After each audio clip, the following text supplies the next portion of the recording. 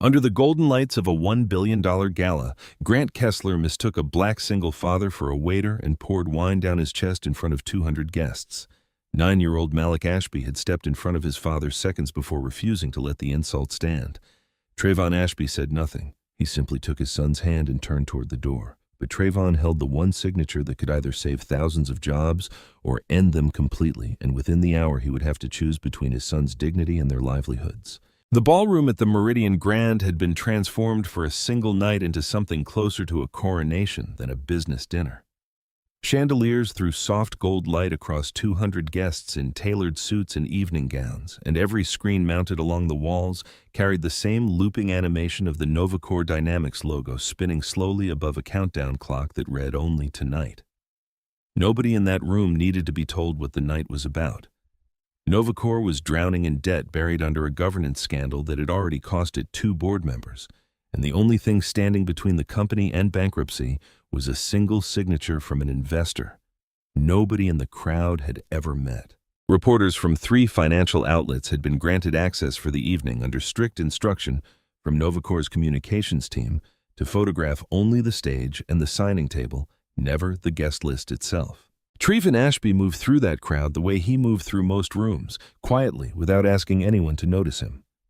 He had founded Ashby Meridian Group more than a decade earlier, and under his direction, the firm had grown into one of the most disciplined technology investment houses in the country. Trusted precisely because it did not chase headlines. Trevon preferred it that way. He wore a simple charcoal suit, no tie clip, no watch worth mentioning, and he had walked in beside his 9-year-old son Malik without a single aide trailing behind them. 4 years earlier, Trevon's wife had died after a short and brutal illness, and in the years since he had built his entire life around making sure Malik never felt her absence. As a whole, he had to fill alone. Work mattered to Trevon, but it came second, and he had promised his son weeks earlier that tonight would be different from every other late meeting and closed-door call. Tonight, Malik would get to see the moment his father's company saved thousands of jobs, and Trevon wanted that memory to belong to both of them, not just to him. What made tonight unusual, even by Trevon's standards, was how little anyone at Novacore actually knew about him. Every stage of the negotiation had run through his team.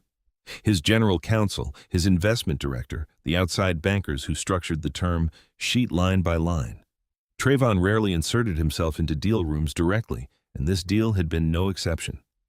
Grant Kessler, the CEO of Novacore, had spent months negotiating opposite lawyers and analysts, never once sitting across from the man whose signature would decide his company's future. As far as Grant knew, the mysterious investor would simply appear near the end of the evening to finalize the paperwork, a formality dressed up as theater.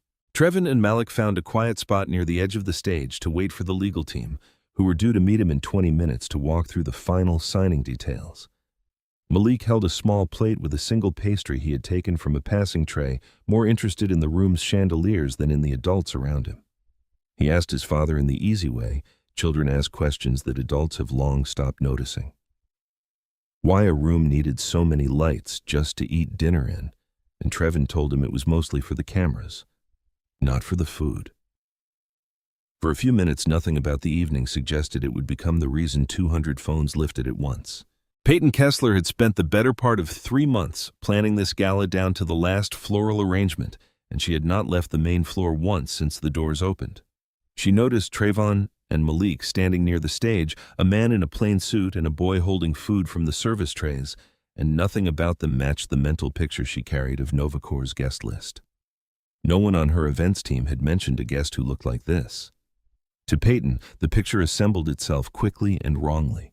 A member of the catering staff who had wandered off duty and brought his son along for the free food. She crossed the floor and asked Trevon, not unkindly at first, why he wasn't standing with the rest of the service staff. Trevon told her plainly that he and his son were guests. Peyton didn't believe him. She glanced at the pastry in Malik's hand and suggested with a thin smile that the two of them had taken advantage of a gap in security to help themselves to the buffet. Malik spoke up to say that they hadn't taken anything they weren't offered, and his voice, clear and unbothered, drew a few glances from nearby. That was when Grant arrived, drawn by the sound of his wife's raised voice. He didn't ask Peyton what had happened or glance toward the check-in table 20 feet away, where a single phone call could have settled the matter in seconds. Instead, he sided with her, instantly remarking that bringing a child to work was unprofessional and reminding Trevon loudly enough for nearby guests to hear that staff were not permitted in the VIP section. A small cluster of onlookers began to gather, and somewhere in that cluster, a phone was already recording. Trevon kept his voice level even as Grant's grew sharper. He asked simply that Grant not speak to his son that way, and something about the calm of that request seemed to needle Grant more than open anger would have. Peyton lifted a glass of wine from a passing tray and held it out to Trevon, telling him to carry it to table 3 so he would remember in her words where he actually belonged. Trevon didn't reach for the glass. Malik stepped in front of his father instead, small chin lifted, and told Grant flatly that his father didn't work for him. Grant took the glass from Peyton's hand himself. He looked around the room, the way a man looks around a stage before a line he has rehearsed, and then he poured the wine down the front of Trevon's suit, some of it splashing onto the sleeve of Malik's jacket. For one long second, the ballroom went completely silent, 200 conversations stopping mid-sentence as if someone had cut the sound from the room. Trevon didn't raise his voice or step toward Grant. He wiped his face with the back of his hand, took off his own jacket, and settled it gently over Malik's shoulders before taking his son's hand. Nearby, a woman in a green gown lowered her phone just long enough to say quietly enough that only a few people caught it that someone should call security on Grant instead of on the man he'd just humiliated. No one else moved to back her up out loud. He wasn't performing restraint for the crowd watching him. He simply didn't want Malik to see whatever might come next if he stayed. Together they walked out of the ballroom and into the hallway, leaving the wine stain and the silence behind them. In the hallway, away from the noise, Malik finally asked the question that had been building in him since the glass tipped over his father's chest. He wanted to know why Trevon hadn't just told them who he was, why he had let Grant humiliate them both, instead of ending it with a single sentence. Trevon knelt slightly so he could look his son in the eye and explained that his name wasn't something to use as a weapon in the middle of an argument. He needed a clear head before he decided what to do next, not a room full of strangers watching him make a point. That clarity came quickly. Trevon was still, in every legal and financial sense, the only person with the authority to approve or cancel Ashby Meridian's $1 billion investment in Novacore, and nothing about the last 10 minutes had changed that. He called his general counsel from the hallway and gave 3 instructions without raising his voice. Freeze the signing process immediately, preserve every piece of footage and testimony from the Gala floor, and prepare a formal notice of suspension to Novacore's board before the night ended. This wasn't retaliation dressed up as business. Trevon simply could not put his firm's name behind a deal after watching firsthand how its leadership treated people they assumed could do nothing for them. Less than 10 minutes after Trevon and Malik left the ballroom, the screens behind the stage flickered and cut away from the Novacore logo entirely. In its place, in stark white letters, appeared a single line that stopped every conversation in the room a second time. Ashby Meridian Group suspends $1 billion investment agreement. Grant stared up at the screen, certain at first that some technical error had occurred, until his own legal team pushed through the crowd with a phone already unlocked to a page he didn't recognize. The page showed a company profile and a photograph, and it took Grant a moment to connect the calm, quiet face on the screen to the man he had just humiliated in front of 200 witnesses. The name beneath the photo read, Trevon Ashby, founder and controlling shareholder of Ashby Meridian Group, the sole signatory with final authority over the entire investment. Grant felt the floor of his own certainty give way beneath him. The man he had dismissed as staff was the only person alive who could save or destroy his company with a single decision. By then, the footage from the Gala floor had already begun circulating, spreading fastest through the clip of a small boy stepping in front of his father to shield him from a grown man's contempt. Grant had spent the last hour believing he controlled every version of the story that mattered. Standing beneath that screen, watching his company's fate rewritten in a single sentence, he understood for the first time that he had never controlled anything at all. The morning after this gala, Trevon sat in his office on the 42nd floor of the Ashby Meridian building, watching sunlight cross a stack of documents his legal team had prepared overnight. Somewhere on his desk sat his phone, still lit up with messages from people who had seen the footage, though he hadn't opened most of them yet. What had felt in the hallway outside the ballroom like a clear and simple decision now came wrapped in language written by people paid to complicate things. His general counsel, a measured woman named Diane Coleman, who had worked alongside Trevon since the firm's earliest years, laid out the problem without softening it.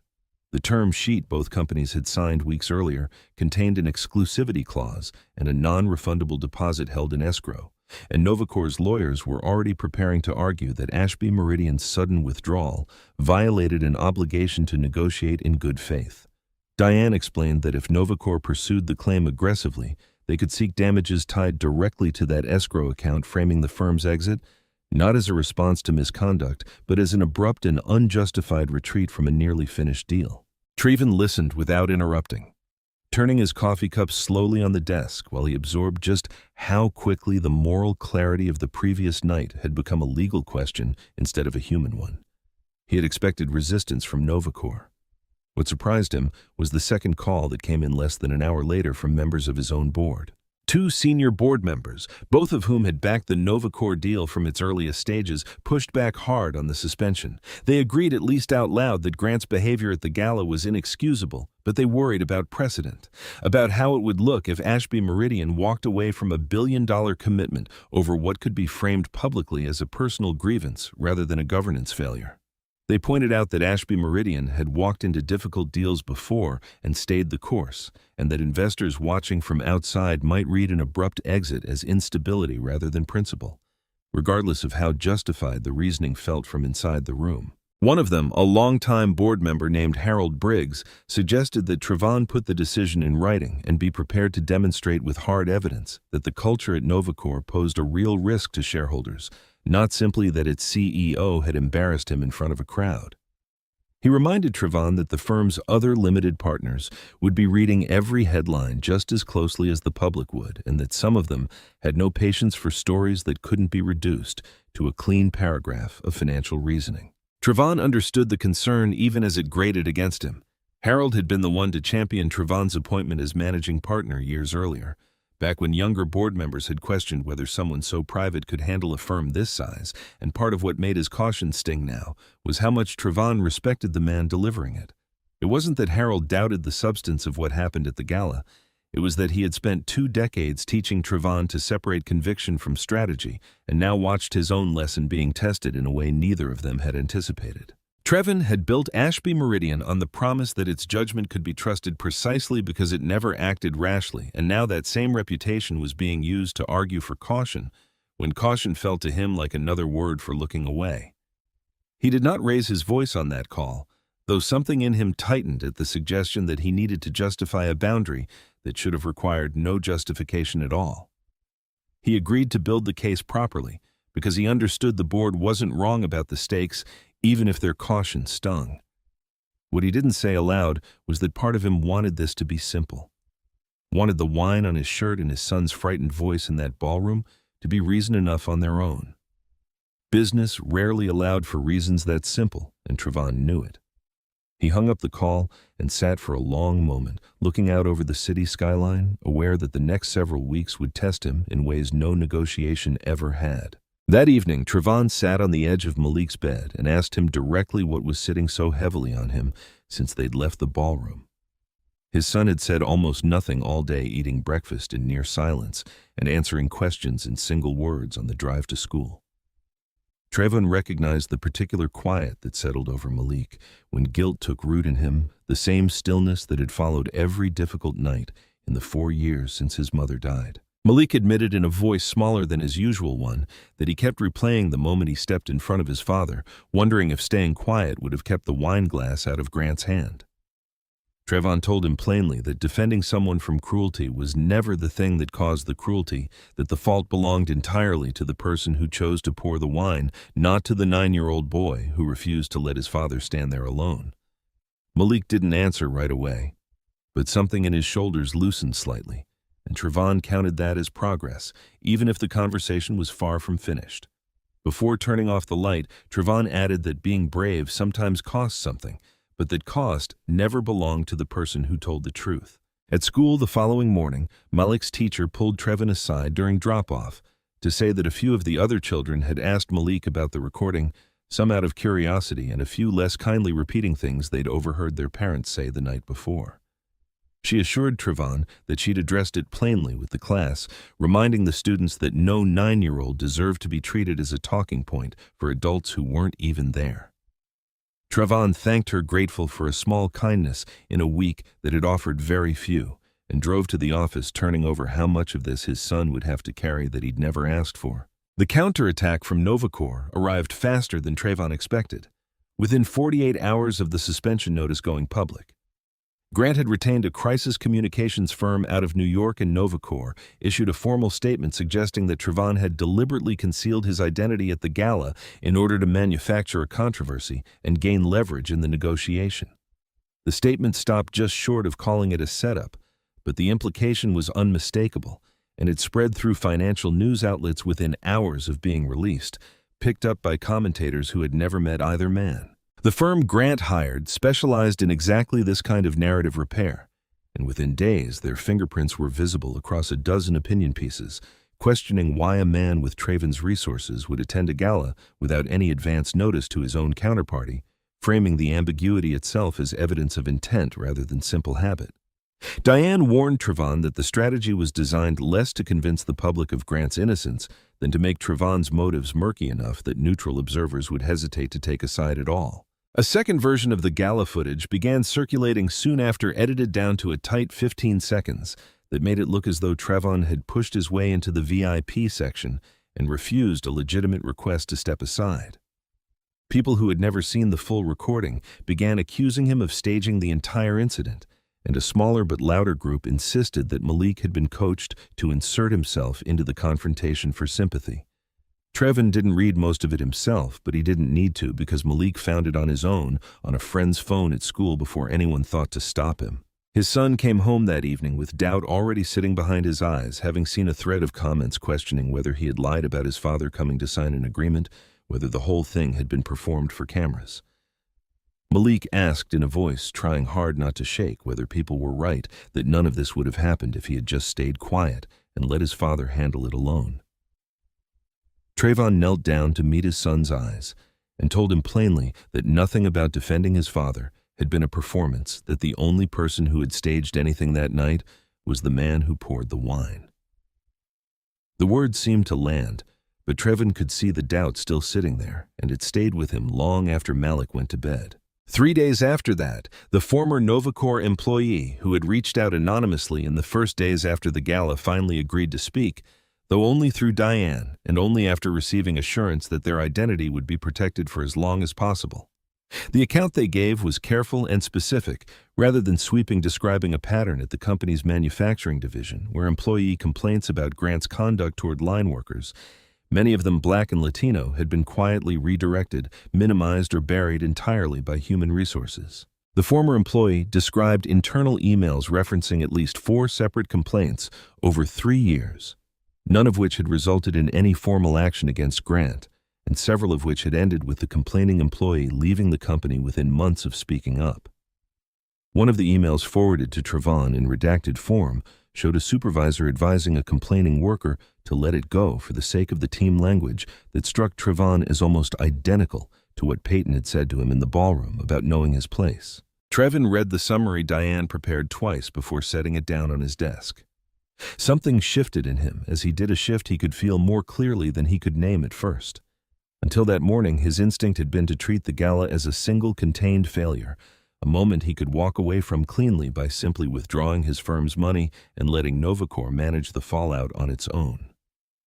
The account in front of him made that option feel suddenly insufficient, almost like a private settlement that let a larger injury go unaddressed while the people who had actually been harmed remained invisible. If Ashby Meridian simply exited without comment, Trevon realized Novacore's communications team would eventually frame the entire episode as an unfortunate misunderstanding between 2 strangers who had gotten off on the wrong foot.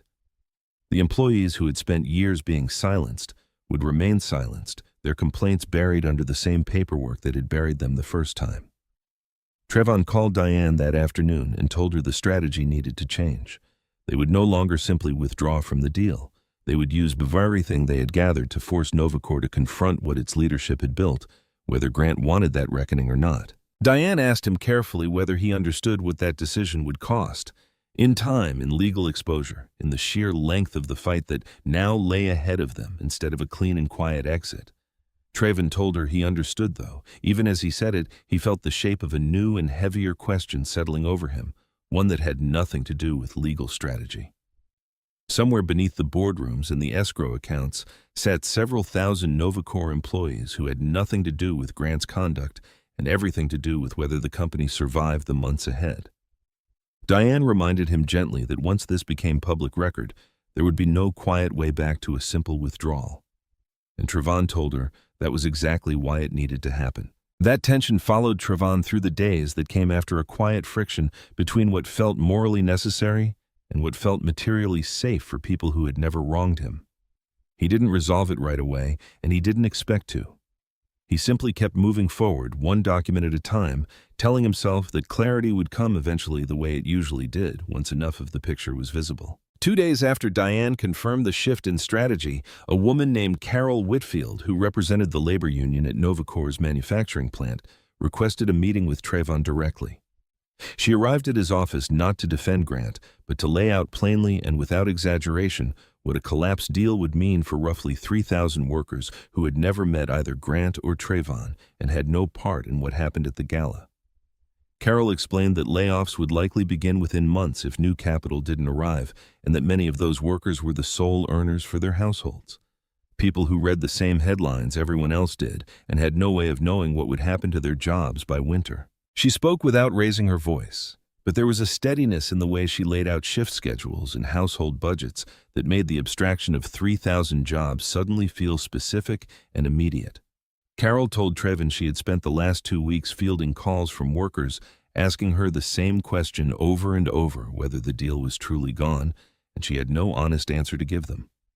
She mentioned a machine operator named Robert Hayes who had worked the same line for 11 years and had 2 kids starting college in the fall, a detail she offered not to manipulate Trevon, but simply because it was the kind of story she carried with her into every meeting like this one. She wasn't asking him to forgive Grant or forget what had happened at the gala. She was asking him to remember that the consequences of this fight would land hardest on people who had no say in how it played out.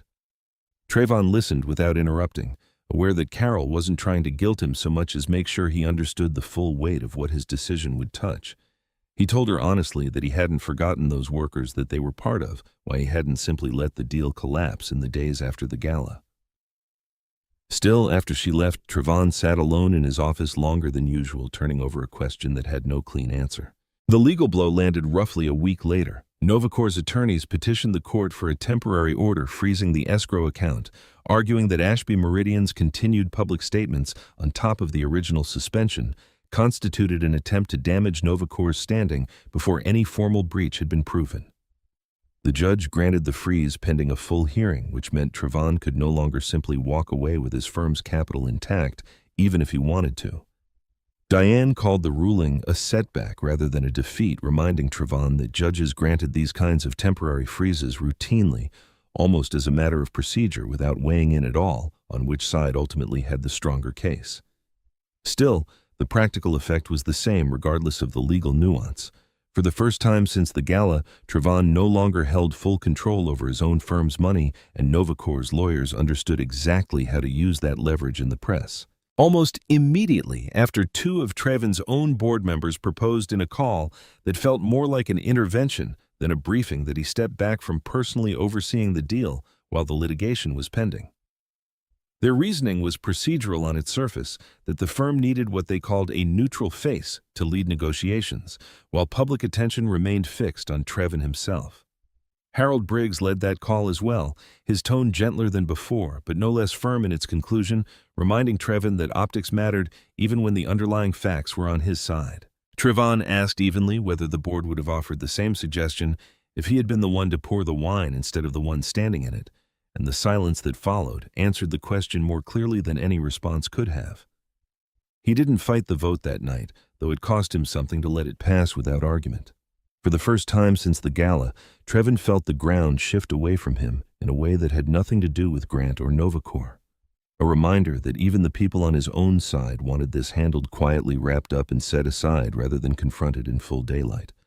He drove home that evening, turning the vote over in his mind, wondering whether the board's caution came from genuine concern for the firm or simply from a longer habit of avoiding anything too uncomfortable to summarize in a single sentence. Either way, the vote had passed, And Trevon understood that from here forward, he would be building his case in a spotlight he no longer fully controlled. That same night, looking for a jacket in Malik's closet to send to the dry cleaner, Trevon found the suit from the Gala pushed to the bottom of the bedroom trash can, sealed inside a plastic bag, as though his son had wanted it gone completely from sight. He carried it into Malik's room and set it down gently, asking him, without any anger in his voice, why he had thrown it away. Malik admitted that every time he saw it, he remembered the sound of the room going silent and the way people had laughed instead of stepping in to help him and his father. Malik asked his father directly whether he had lost, whether staying calm instead of shouting back at Grant meant giving up the fight before it even started. Trevon didn't answer right away. He lifted the suit out of the bag, folded it carefully, and set it inside the closet instead of putting it back in the trash, though he said nothing more to Malik about it that night. Later, alone in his own study with the house quiet around him, Trevon allowed himself to sit with the full weight of where things had left him. He was no longer certain his board would back him through a prolonged legal fight. No longer certain the truth about Novacore's culture would matter to a public already primed to see him as the aggressor. What frightened him most wasn't the possibility of losing the deal or even the company he had built. It was the quiet fear that Malik might grow up believing that silence, even principled silence, was simply another word for defeat. A lesson Trevon had never meant to teach his son, and now wasn't sure how to undo. He thought back to the hallway outside the ballroom, to the certainty he had felt walking away with Malik's hand in his, and wondered when exactly that certainty had started slipping through his fingers. The choice had seemed almost simple at first. Refuse to let cruelty go unanswered and let the consequences fall on the people who deserved them. Now, the consequences seemed to be falling everywhere at once. On workers who had never wronged him, on a board that wanted the matter closed, on a boy who had once believed his father could fix anything with enough quiet resolve. The night before the emergency hearing, Grant and Peyton Kessler arrived at Trevon's house without calling ahead, waiting on the porch until he answered the door himself. Trevon hadn't expected them, and for a moment he considered turning them away entirely, but something in Grant's posture, stripped of the confidence he'd carried at the Gala, made Trevon step aside and let them in instead. They sat in his living room under harsher light than the ballroom had offered, and the conversation that followed had none of the polish either side usually brought to a negotiating table. Grant looked smaller in that room than he had in front of 200 guests, his tailored suit doing little to disguise how uncertain he had become in the weeks since the Gala. He glanced around the living room, as though searching for some sign of the wealth he'd assumed Trevon must be hiding somewhere behind a modest house and an ordinary front porch, and finding none seemed momentarily thrown by the plainness of it all. The house held none of the marble or glass Grant had expected from a man who could sign away $1 billion without blinking, and that mismatch seemed to unsettle him more than anything said in the room that night. Grant opened by saying he was prepared to apologize publicly, that Peyton would withdraw from every representative role tied to Novacore, and that if Trevon agreed to resume the signing, both sides could issue a joint statement calling the entire episode a misunderstanding that had already been resolved. He framed it as a way forward for everyone, emphasizing that thousands of jobs still hung in the balance, and that continuing the fight only risked making things worse for people who had no part in what happened at the Gala. Peyton spoke next, her voice quieter than it had been the night of the Gala, saying she was truly sorry and that neither of them had known who Trevon was.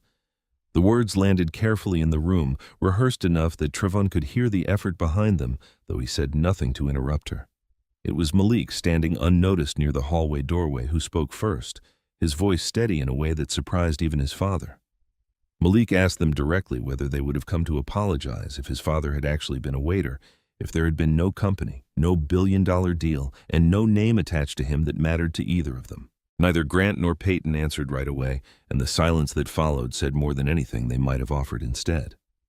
Trevon watched his son ask the one question that cut through every carefully worded sentence Grant had brought into the house, and something in him settled quietly into place. Peyton finally spoke again, saying only that things would have been handled differently if they'd known, which struck Trevon as its own kind of answer, one that confirmed exactly what Malik's question had already exposed.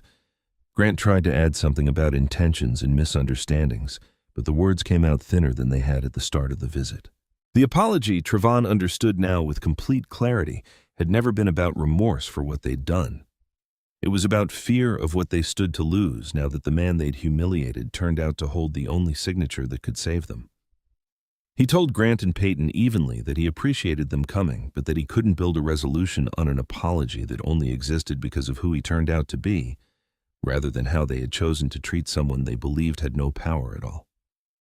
He walked them to the door himself, and neither of them said anything more before stepping back out into the dark. Shortly after they left, Diane called with news that changed the shape of everything ahead of the hearing.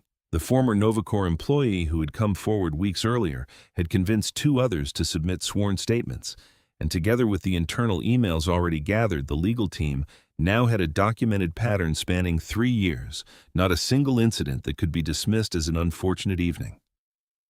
Diane explained that under the governance clause buried in the original term sheet, Ashby Meridian could terminate the agreement without penalty if Novacore had concealed a systemic risk from its investors, and the evidence they now held met that bar cleanly.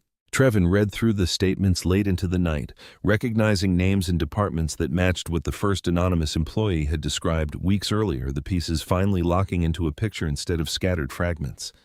Each new statement corroborated details he already knew from the earlier account dates and supervisors and outcomes, lining up with a consistency that left little room for the kind of doubt Novacore's communications team had spent weeks trying to manufacture. For the first time since the Gala, he felt something closer to certainty than doubt. Not because the outcome was guaranteed, but because he finally had what he needed to make his case on facts rather than sentiment. He thought of Carol Whitfield's 3,000 workers and understood finally that the path forward wasn't choosing between them and the truth. It was making the truth serve them, instead of the man who had failed them for years. The hearing convened the next morning in a courtroom far smaller than the ballroom where all of this had started, though the weight in the room felt heavier by comparison. Reporters filled the back rows, and Trevon noticed Carol Whitfield seated near the front alongside two other union representatives there on behalf of workers who had no other way of watching the proceedings that would decide their futures. Grant sat across the aisle beside his attorneys, his posture stiffer than it had been in Trevon's living room the night before, as though the courtroom itself demanded a performance of confidence he no longer fully felt. Trevon's legal team presented the unedited Gala footage, first undoing weeks of selective editing in a single unbroken clip that left no ambiguity about who had escalated the confrontation and who had tried to de-escalate it. Novacore's attorneys objected to the relevance of the footage, but the judge allowed it, noting that it went directly to the character of the leadership at the center of the dispute. Watching it play again in that courtroom, stripped of the noise and shouting that had filled the ballroom, Trevon found himself surprised by how calm his own recorded voice sounded next to Grant's. From there, Diane walked the court through the sworn statements, the internal emails, and the pattern of buried complaints stretching back 3 years, laying out names, dates, and outcomes with the same careful precision she'd shown in Trevon's office weeks earlier. She argued that Novacore's failure to disclose this pattern during due diligence constituted exactly the kind of concealed systemic risk the governance clause was written to protect against, and that Ashby Meridian's withdrawal was not retaliation, but a legitimate exercise of its rights under the agreement. Grant's attorneys tried to characterize the complaints as isolated personnel matters, but the volume and consistency of the evidence made that argument difficult to sustain in front of a skeptical judge. The judge noted before issuing her ruling that a pattern spanning 3 years in multiple departments could not reasonably be called an isolated matter, and that the governance clause existed precisely to protect investors from exactly this kind of concealment. She ultimately denied Novacore's petition to compel Ashby Meridian's continued participation, ruling that the evidence presented was sufficient to support termination under the governance provisions without penalty to Trevon's firm. Word of the ruling reached Novacore's board before Grant had even left the courthouse, and within hours they convened an emergency session of their own. By that evening, the board had voted to remove Grant from his position as chief executive, citing the documented pattern of concealed misconduct as a direct threat to the company's ability to attract any future investment. Peyton was removed from every remaining representative and philanthropic role connected to Novacore within the same week, the board moving quickly to distance the company from both Kesslers before the story could do further damage. Grant and Peyton had lost their positions not because Trevon had orchestrated their downfall, but because their own choices, once exposed to daylight, had made their continued leadership impossible to defend. A reporter who had covered the Gala from the beginning later wrote that the most striking part of the entire story wasn't the fall of two executives, but how little effort it had taken once the truth was finally allowed into the room.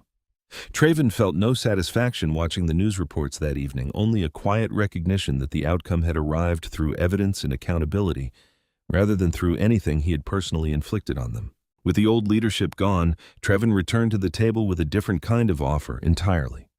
One built around conditions, rather than trust in people who had already shown what they were capable of. Diane spent the following 2 weeks negotiating the specifics alongside the newly appointed interim board, a process far less adversarial than anything that had come before it, since the people across the table now shared Trevon's interest in rebuilding, rather than defending what had already collapsed. Ashby Meridian agreed to move forward with the $1 billion investment, but only under terms that barred Grant permanently from any future role at the company and required a fully reconstituted board within 90 days. The agreement also mandated back pay and formal reinstatement offers for every employee who had left the company after filing a complaint, along with the creation of an independent avenue for reporting misconduct that answered directly to the new board rather than to internal management. Diane made sure the language was specific enough that no future leadership could quietly narrow its scope the way Novacore's Human Resources Department had done for years. The interim board also agreed to bring in an outside auditor to review every personnel decision made over the past 3 years, cross-referencing termination records against the pattern of complaints Diane's team had already documented. It was slow, unglamorous work, the kind that would never make headlines the way the Gala footage had. But Trevon considered it the part of the agreement that mattered most, since it was the only piece designed to outlast the story itself, once attention moved on to something else. A portion of company equity was set aside for employee ownership as part of the restructuring, a detail Trevon insisted on personally arguing that the workers who had stayed loyal through years of being unheard deserved more than an apology buried in a press release. He remembered Carol Whitfield's steady voice in his office weeks earlier listing shift schedules and household budgets, as though reciting facts rather than pleading a case, and he wanted the final agreement to answer that conversation directly. Carol, informed of the terms before they were finalized, told Trevon it was the first time in years she'd been able to give her members an answer that felt like more than a promise. She called him personally the day the terms were announced, and though the conversation was brief, Trevon could hear something in her voice loosen that hadn't been there during their first meeting. A relief that didn't need to be explained further. She mentioned almost in passing that Robert Hayes had already heard the news from a coworker before she could call him herself, and that he'd cried on the shop floor without any embarrassment at all right in front of the machine he'd run for 11 years straight.